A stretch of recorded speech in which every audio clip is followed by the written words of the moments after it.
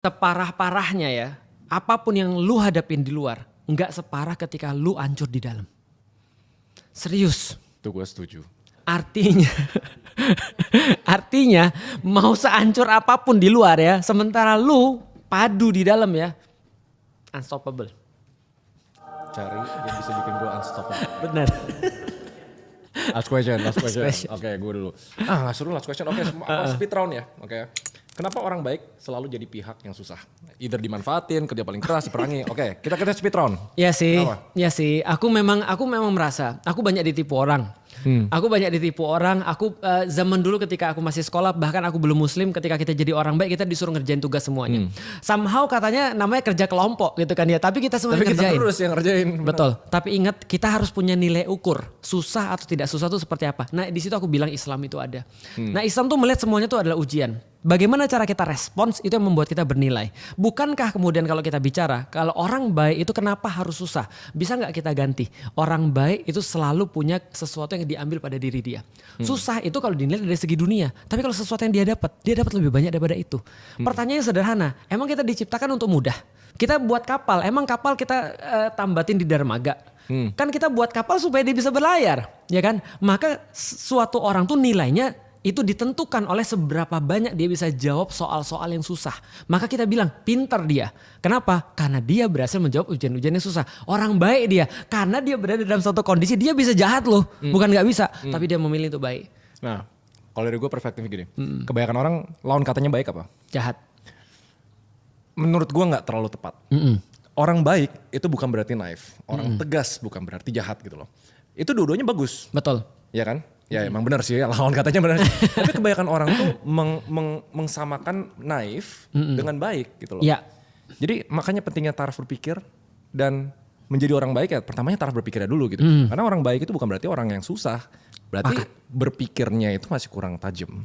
Keren banget. Itu salah satu insight yang keren banget. Karena kenapa? Karena gini, ada beda antara baik dan bodoh. Itu kan maksud lu kan? Iya benar. Lu jadi orang baik tapi jangan jadi orang bodoh itu maksudnya. Bener. Makanya aku memang selalu introspeksi. Kadang-kadang aku dimanfaatin orang, aku introspeksi. Ini benar gak sih?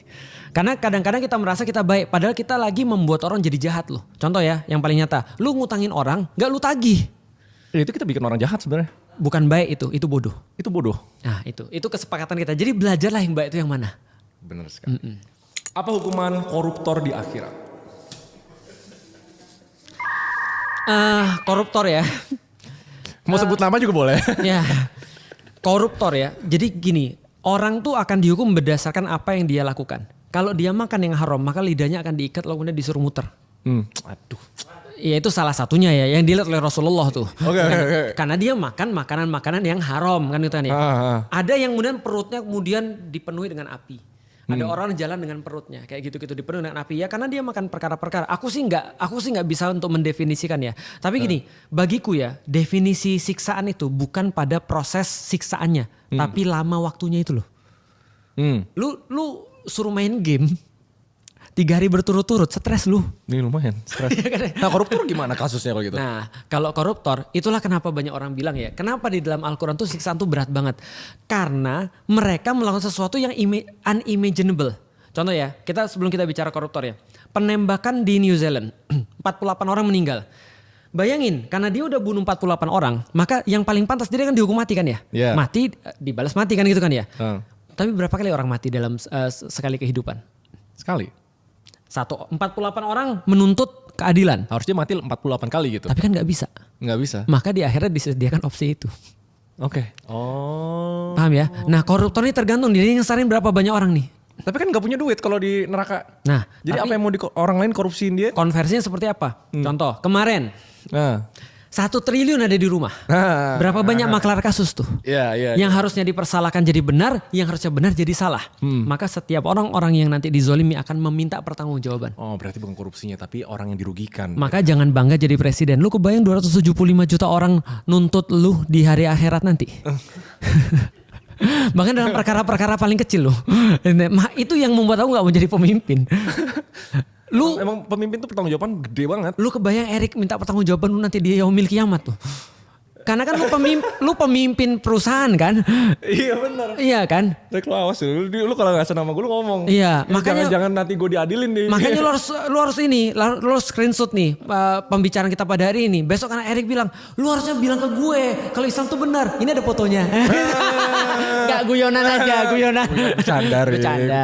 Nantinya setiap pemimpin itu akan diminta pertanggungjawaban. Nah kita mesti gimana kalau gitu? Jujur ya, saran yang paling common ya, paling common. Dan ini orang-orang kuat. Oke. Orang-orang yang asetnya mungkin triliunan, orang Yeah. punya posisi tertentu. Lu ngapain sih idealis? Lu ngapain sih jadi orang baik? Udah jelas sistemnya kayak gini. Ikut arus saja. Ikut arus saja. Tapi Di satu pertanyaannya, di satu sisi ngejaga diri. Soalnya mama juga ngomel-ngomel terus kalau misalnya tiba-tiba kayak, Re kamu terlalu vokal gitu kan.